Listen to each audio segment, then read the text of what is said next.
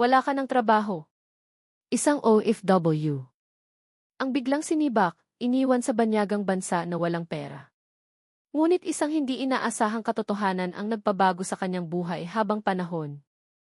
Hindi ko malilimutan ang araw na iyon. 7:00 pa lang ng umaga nang makatanggap ako ng tawag mula sa supervisor. Maria, pumunta ka agad sa opisina. Kinabahan ako. Mahigit 5 taon na akong nagtatrabaho bilang housekeeper sa isang luxury hotel sa ibang bansa. Hindi ako pala absent. Hindi ako reklamador. Lahat ng overtime, tinatanggap ko para lang makapagpadala ng mas malaking pera sa pamilya ko sa Pilipinas. Habang naglalakad ako papunta sa opisina, hindi ko alam na iyon na pala ang simula ng pinakamadilim na kabanata ng buhay ko. Pagpasok ko sa loob, tahimik ang lahat. Nakatayo ang EC manager kasama ang supervisor ko. May sobre sa mesa. Umupo ako. Huminga ng malalim ang EC manager.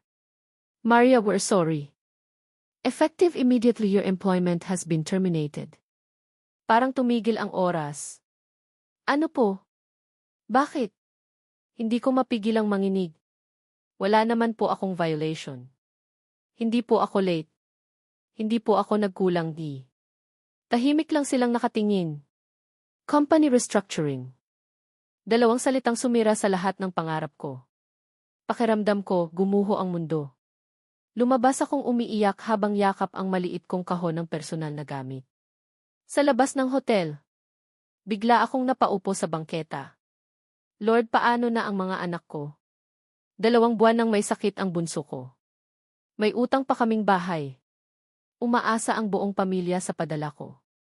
Habang umiiyak ako, tumawag ang asawa ko. Love, kailan ka makakapagpadala? Wala na tayong pambili ng gamot. Hindi ko agad nasagot. Tuluyan akong napahagulgol. Wala na akong trabaho. Tahimik siya sa kabilang linya. Pagkaraan ng ilang segundo, narinig kong umiiyak din siya. Akala ko iyon na ang katapusan. Ngunit mas matindi pa pala ang susunod. Pag-uwi ko sa staff accommodation, nakatanggap ako ng notice. May 7 araw lang akong palugit para umalis. Parang nawalan ako ng hangin. Wala akong pupuntahan.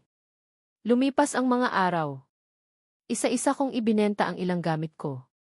Nagtipid ako sa pagkain. Minsan, tinapay lang at tubig ang kinakain ko. Sa gabi, tahimik akong umiiyak. Iniisip ko ang mga anak ko. Iniisip ko kung paano ako uwi nang walang ipon. Habang naghahanap ako ng bagong trabaho online. Sunod-sunod ang rejection. Sorry, position already filled. We selected another applicant. We'll call you. Pero walang tumatawag. Unti-unti nang nawawala ang pag-asa ko. Isang gabi, habang nagliligpit ako ng gamit, may kumatok sa pinto. Pagbukas ko, nakatayo ang dati kong hotel manager. Nagulat ako. Sir, ngumiti siya. Pwede ba kitang makausap? Pumasok siya. Tahimik muna siyang tumingin sa akin. Pagkatapos, sinabi niya ang mga salitang hindi ko inaasahang maririnig. Hindi ikaw ang problema. Napatingin ako sa kanya.